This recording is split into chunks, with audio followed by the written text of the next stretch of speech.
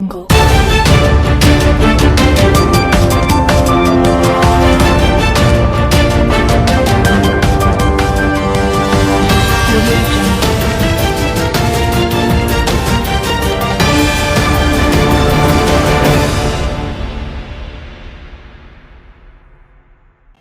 महाराष्ट्र आणि छत्तीसगड सीमेवरील अतिदुर्गम आणि अतिसंवेदनशील अशा पिपरी बुर्गी येथील छावणीमध्ये आपले कर्तव्य बजावणारे पोलीस कर्मचाऱ्यांसोबत मुख्यमंत्री एकनाथ शिंदे यांनी आज दिवाळीचा सण साजरा केला.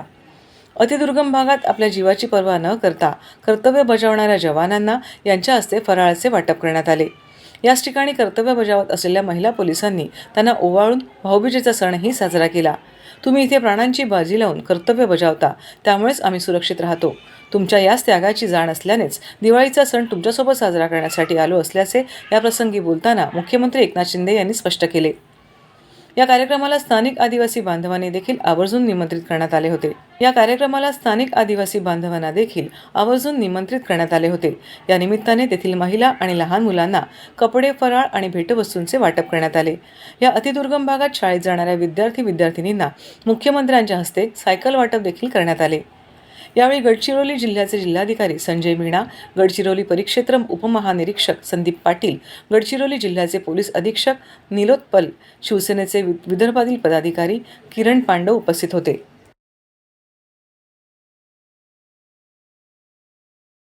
काजूवाडी परिसरात दिवाळीनिमित्त दीपोत्सव संपन्न. ठाण्यातील काजूवाडी परिसरात दिवाळीनिमित्त नयनरम्य अशा दीपोत्सव कार्यक्रमाचे आयोजन शिंदे गटातील शिवसेनेचे माजी महापौर आणि ठाणे शहर प्रमुख अशोक वैती यांच्या वतीने करण्यात आले होते. यावेळी विविध प्रकारच्या भव्य दिव्य अशा रांगोळीचे आयोजन करण्यात आले होते. या कार्यक्रमात हास्यजत्रा फेम दत्तू मोरे आणि मराठी अभिनेते संदीप जुवटकर यांनी देखील या कार्यक्रमास हजेरी लावली. यावेळी माजी महापौर शिवसेना शिंदे गट अशोक वैती यांनी पत्रकारांशी बोलताना अधिक माहिती दिली.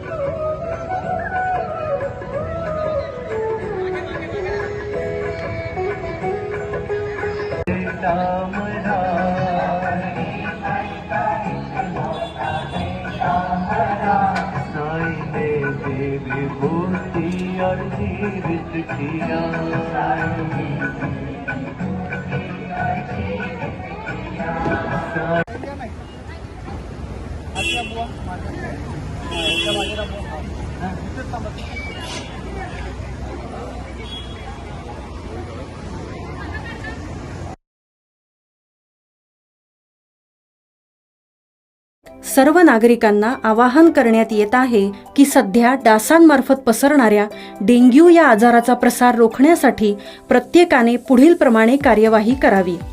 डेंग्यू आजार एडिस इजिप्ती हा डास चावल्याने होतो. या डासांची पैदास साचलेल्या किंवा साचवलेल्या स्वच्छ पाण्यामध्ये होते. 8 दिवसांपेक्षा जास्त दिवस पाणी उघडे व साचून राहिल्यास त्यात डास अंडी घालतात. अंड्यांच्या अळ्या तयार होऊन पुढे डास तयार होतात. यासाठी आपल्या घरातील पाणीसाठे उदाहरणार्थ बॅरल्स, पिंपे, टाक्या, हौद, रांजणे इत्यादी दर आठवड्याला रिकामे करून घासून पुसून कोरडे करून पुन्हा भरावे. 1 दिवस कोरडा दिवस म्हणून पाळावा. पाणी साठ्यांना घट्ट झाकणे बसवावीत किंवा जुनी साडी, चादर, धोतर यांनी बांधून झाकून ठेवावीत, म्हणजे डास त्यात जाऊन अंडी घालणार नाहीत. घराच्या गच्चीवर, आजूबाजूला, अंगणात कोठेही पाणी साचू देऊ नये. भंगार सामान उघड्यावर टाकू नये. उदाहरणार्थ टायर्स, प्लास्टिक सामान, कुंड्या, टाकाऊ वस्तू इत्यादी. अशा सामानात पावसाचे पाणी साठून त्यात डेंग्यूच्या डासांची पैदास होते. घरातील कूलर्स, फ्रीजच्या पाठीमागील ट्रे हे देखील वेळोवेळी कोरडे करावेत. लक्षात ठेवा, नुसत्या फवारणीने डास घनता कमी होत नाही, तर त्यासाठी डास पैदास ठिकाणे नष्ट करणे ही आपल्या सर्वांची जबाबदारी आहे. कोणताही ताप अंगावर न काढता जवळच्या शासकीय रुग्णालयात मोफत औषधोपचार घ्या. अशा प्रकारे नागरिकांनी सहकार्य केल्यास डेंग्यूचा प्रसार रोखणे सहज शक्य आहे.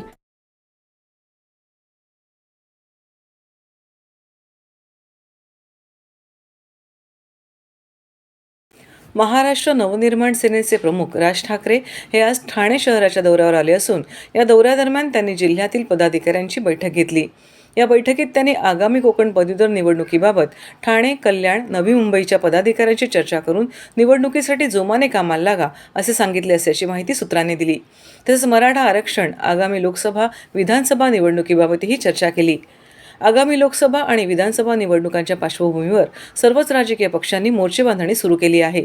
त्यासाठी सर्वच पक्षांचे नेते शहरात दौरे करून पदाधिकाऱ्यांसोबत बैठका घेत आहेत. याशिवाय सर्वच राजकीय पक्षांनी कोकण पदवीधर निवडणुका लढवण्याची तयारीही सुरू केली असून त्यासाठी पदाधिकाऱ्यांकडून मतदार नोंदणी करण्यात येत आहे. मनसेकडूनही अशा प्रकारची तयारी सुरू आहे. असे असतानाच महाराष्ट्र नवनिर्माण सेनेचे प्रमुख राज ठाकरे हे गुरुवारी सकाळी ठाणे शहराच्या दौऱ्यावर आले आहेत. नौपाडा येथील मध्यवर्ती कार्यालयात ते शहरातील पदाधिकाऱ्यांची बैठक त्यांनी घेतली. यामध्ये आगामी कोकण पदवीधर निवडणुकीबाबत त्यांनी जिल्ह्यातील पदाधिकाऱ्यांची चर्चा करून तयारीचा आढावा घेतला. शेवटी राजकीय पक्षांना, राजकीय उमेदवारांना मतदारांची भीती तर वाटली पाहिजे. कसं झालंय आता की या सगळ्या जे काय म्हणू पण त्याला निर्ढावले पण येतं ना, जे ते ह्याच गोष्टीतनं येतं की कायद्याला कोणी विचारत नाही आहे, मतदारांना कोणी विचारत नाही आहे. आम्हाला हवं तसं आम्ही वागणार आहोत आणि आमचे गुलाम म्हणून तुम्ही निवडणुकीच्या मतदानाच्या दिवशी फक्त येऊन आम्हाला मतदान करायचं आहे. तेही तुम्हाला त्रास देणाऱ्या कुठच्या प्रश्नांबद्दल नाहीच आहे, भलत्याच विषयांवरती आहेत. आणि आमची लोक म्हणून म्हणतो ना, नुसतं सुशिक्षित असून नाही चालत, सुज्ञ पण असावं लागतं ना. म्हणजे बहिणाबाई चौधरी ह्या जरी कमी शिकलेल्या असल्या तरी त्यांनी जे लिहून ठेवलं ते सुज्ञपणाचं लक्षण आहे ना. कोणी विचारलं नाही ना, सुशिक्षित किती आहात, किती ग्रॅज्युएट झालात, किती काय झालं, कोणी विचारलं नाही. मला असं वाटतं ज्या दिवशी तो सुज्ञपणा वाढेल ना, त्या दिवशी या सगळ्या गोष्टी कमी होतील. मुळात या प्रकारचं कोणतंही आरक्षण कधीही मिळणार नाही हे मी त्यांच्या समोर त्या दिवशी सांगून आलो होतो, बरोबर की नाही? मी काही वेगळं सांगत नाही, अशी कुठची गोष्ट होणार नाही. आत्ता ते जरांगे पाटील आहेत का, जरांगे पाटलांच्या मागून कोणतरी आहेत ज्याच्यातनं जातीयवादामध्ये महाराष्ट्र डिस्टर्ब करायचं ठरवलेलं आहे. कारण निवडणुका तोंडावरती असताना ह्या सगळ्या गोष्टी आत्ता सुरू होत आहेत. हे काही मला इतकं सरळ चित्र दिसत नाही. त्याच्यामुळे कालांतराने कळेलच की यामागे कोण आहेत. अर्थातच ना, म्हणूनच सांगतो ना, अनेक विषय असे येतात की ज्याच्यामध्ये तुम्हाला ज्याने तुम्ही त्रस्त आहात ते विषय तुमच्या डोक्यात येताच कामा नयेत. भाजपा भटके विमुक्ती आघाडीच्या उपाध्यक्षपदी ठाण्याचे बाळा केंद्रे यांची नियुक्ती. भारतीय जनता पार्टी महाराष्ट्र प्रदेशच्या वतीने भाजपा भटके विमुक्त आघाडी महाराष्ट्र प्रदेश कार्यकारिणी घोषित करण्यात आली आहे, असे पत्र भारतीय जनता पक्षाचे प्रदेश अध्यक्ष चंद्रशेखर बावनकुळे व भाजपा भटके विमुक्त आघाडी महाराष्ट्र प्रदेश अध्यक्ष राहुल केंद्रे यांनी नुकत्याच नियुक्त्या करण्यात आल्या आहेत. तर या कार्यकारिणीमध्ये विविध जिल्ह्यातील पदाधिकारी, कार्यकर्ते यांची उपाध्यक्ष, सरचिटणीस व प्रदेश सचिव अशा नियुक्त्या करण्यात आल्या आहेत. तर ठाण्यातील तरुण तडफदार व्यक्तिमत्व भाजपचे पदाधिकारी बाळा केंद्रे यांचीही भारतीय जनता पार्टी महाराष्ट्र प्रदेशच्या वतीने भाजपा भटके विमुक्त आघाडी महाराष्ट्र प्रदेश कार्यकारिणीत उपाध्यक्षपदी नियुक्ती करण्यात आली आहे. त्याने भारतीय जनता पक्षाच्या कार्यकर्त्यांमध्ये एकच जल्लोष व आनंद व्यक्त करण्यात येत आहे.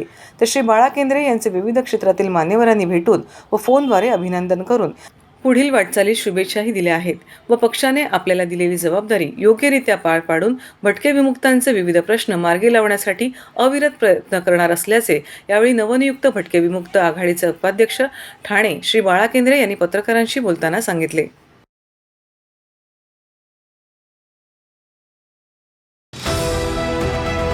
TJSB सौर शक्ती कर्ज, गो ग्रीन, करा वीज बिलावर बचत. आकर्षक व्याजदर, 84 महिने परतफेड कालावधी, 80% लोन, व्यावसायिक आणि उद्योजकांकरता सुद्धा. अधिक माहितीसाठी तुमच्या जवळच्या शाखेला भेट द्या किंवा संपर्क साधा.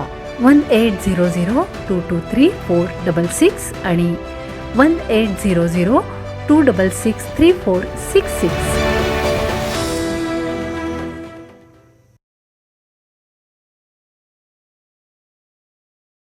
ठाण्यात 11,000 दिव्यांनी उजळला कशिश पार्क. येत्या काही दिवसात रामलला मंदिराचे उद्घाटन होणार असल्याने देशभरात राममय वातावरण निर्माण झाले आहे. त्यातच हिंदू हृदय सम्राट बाळासाहेब ठाकरे यांचे स्वप्न पंतप्रधान नरेंद्र मोदी यांच्या माध्यमातून पूर्ण होत असल्याने त्याच्या जनजागृतीसाठी ठाण्यातील कशिश पार्कमधील सिद्धिविनायक सेवा संघ आणि शिवसेना शाखा सरसावली आहे. दिवाळीतील दीपोत्सवाचे औचित्य सियावर रामचंद्र की जय ही थीम घेऊन कशिश पार्क येथील सिद्धिविनायक मंदिराच्या आवारात 11,000 दिवे शिवसेनेचे माजी नगरसेवक विकास रेपाळे आणि माजी नगरसेविका नम्रता जाधव भोसले यांच्या नेतृत्वाखाली लावण्यात आले होते. या दीपोत्सवाला कशिश पार्कमधील लहान थोर सर्वांनीच मोठ्या संख्येने सहभाग नोंदवला होता. याबाबत बोलताना माजी नगरसेवक विकास रेपाळे यांनी यावर्षी 2दा दिवाळी येणार आहे. आज असलेली दिवाळी आणि येत्या 22 जानेवारीला येणारी दुसरी दिवाळी येणार आहे. तसंच अयोध्येत रामललाचे मंदिर व्हावे असे हिंदू हृदय सम्राट बाळासाहेब ठाकरे यांचे स्वप्न होते. ते पाहिलेले स्वप्न पंतप्रधान नरेंद्र मोदी यांच्या माध्यमातून पूर्ण होत आहे. तसंच सध्या देशात राममय वातावरण झालेले आहे. त्याचा एक भाग म्हणून आम्ही सियावर रामचंद्र की जय ही थीम घेऊन यंदाचा दीपोत्सव साजरा करण्यात आला आहे. दरवर्षी नवनवीन थीम घेऊन दीपोत्सव साजरा केला जात असल्याचेही रेपाळे यांनी सांगितले. दीपोत्सवात सिद्धिविनायक सेवा संघ आणि शिवसेना शाखेच्या माध्यमातून यंदा 11,000 दिवे लावण्यात आले होते. मात्र त्यांची संख्या दुपारनंतर वाढल्याचेही त्यांनी सांगितले. माजी नगरसेविका नम्रता भोसले यांनी बोलताना दीपोत्सवाचे हे यंदाचे 9वे वर्ष आहे. त्यातच येत्या 22 जानेवारीला अयोध्येत रामलला मंदिराचे उद्घाटन होणार आहे. त्या दृष्टीने जनजागृती करण्यासाठी सियावर रामचंद्र की जय ही थीम यंदा घेतली आणि त्या दृष्टीने वातावरण निर्माण करण्यात यश आले. त्याला नागरिकांचा मोठ्या प्रमाणात प्रतिसाद लाभला असेही त्यांनी शेवटी बोलताना सांगितले. वर्षामध्ये यावर्षी आपण खरं तर 2 दिवाळ्या साजऱ्या करतोय. एक जी आपण साजरी करतो ही आत्ताची दिवाळी आणि येत्या 22 जानेवारीला संपूर्ण भारतभर जणू एक नवीन उल्हास, एक उत्साहाचं वातावरण आहे. कारण या दिवशी अयोध्येमध्ये राम मंदिराचं लोकार्पण होणार आहे. माननीय हिंदू हृदय सम्राट बाळासाहेब ठाकरे यांनी पाहिलेलं स्वप्न खऱ्या अर्थानं प्रत्यक्षात अवतरत आहे. माननीय पंतप्रधान नरेंद्रजी मोदी यांच्या मार्गदर्शनाखाली या ठिकाणी अयोध्येत राम मंदिर तयार होत आहे. ही आम्हा सर्व भारतीयांकरता एक अतिशय आनंदाची बातमी आहे. नव्हे तर हा आमच्यासाठी एक सण असणार आहे आणि त्यातच प्रेरित होऊन प्रभू रामचंद्र की जय अशा घोषणा देत या ठिकाणी आम्ही हा दीपोत्सव साजरा केला आहे. ज्याप्रमाणे या परिसरामध्ये दिवे प्रकाशमान झाले तसेच आमच्या नागरिकांच्या जीवनात देखील दिवे प्रकाशमय होत आणि सर्वच नागरिकांना हा प्रकाश अनुभवला जावा आणि सर्वत्र राम नावाचा जल्लोष व्हावा याच भावनेतून या ठिकाणी हा दीपोत्सव साजरा झाला आहे. मला वाटतं प्रत्येकाच्या मुखी फक्त प्रभू रामचंद्राचं नाव आहे. प्रत्येकाच्या मनामध्ये आतुरता आहे 22 जानेवारीच्या राम मंदिराच्या लोकार्पणाची आणि आपण सगळे देखील ह्या दिवाळीच्या निमित्ताने राम मंदिराची प्रतीक्षा करीत आहोत. सगळ्यांना मनापासून दीपावलीच्या शुभेच्छा. बोलो सियावर रामचंद्र की जय. मैं तो रुचि रुचि भोग लगाऊंगी. आज सिद्धिविनायक सेवा समिती आणि शिवसेना शाखा कशिश पार्क यांच्या मार्फत या सिद्धिविनायक मंदिराच्या आवारात डॉक्टर नानासाहेब धर्माधिकारी उद्यानात आपण दीपोत्सव साजरा करतोय.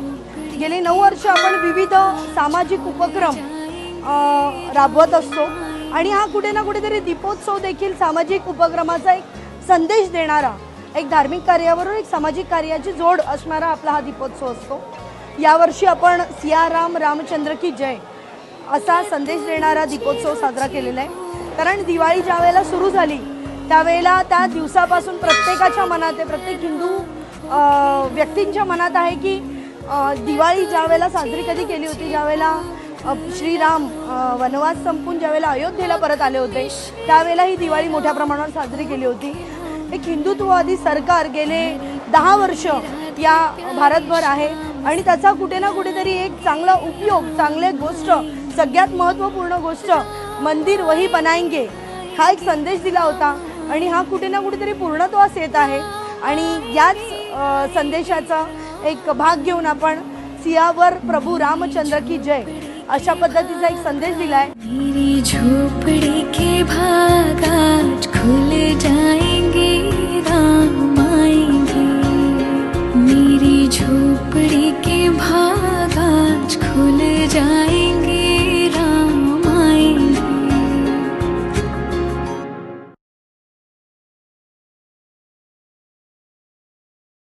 विकसित भारत संकल्प यात्रा मोहीम भारत सरकारच्या फ्लॅगशिप योजनांमध्ये लाभ लक्षित लाभार्थ्यांपर्यंत वेळेत पोहोचावेत याची खात्री करण्याच्या उद्देशाने विकसित भारत संकल्प यात्रा नावाची देशव्यापी मोहीम केंद्र शासनाकडून आखण्यात आली आहे. ही यात्रा 15 नोव्हेंबर ते 26 जानेवारी 2024 या कालावधीत पार पडणार आहे. या मोहिमेच्या अनुषंगाने श्रीमती जागृती सिंगला IRTS तथा संचालक नीती आयोग केंद्र सरकार दिल्ली यांच्या अध्यक्षतेखाली जिल्हाधिकारी अशोक शिनगारे यांच्या उपस्थितीत आज समिती सभागृह पहिला मजला जिल्हाधिकारी कार्यालय येथे आढावा बैठक संपन्न झाली.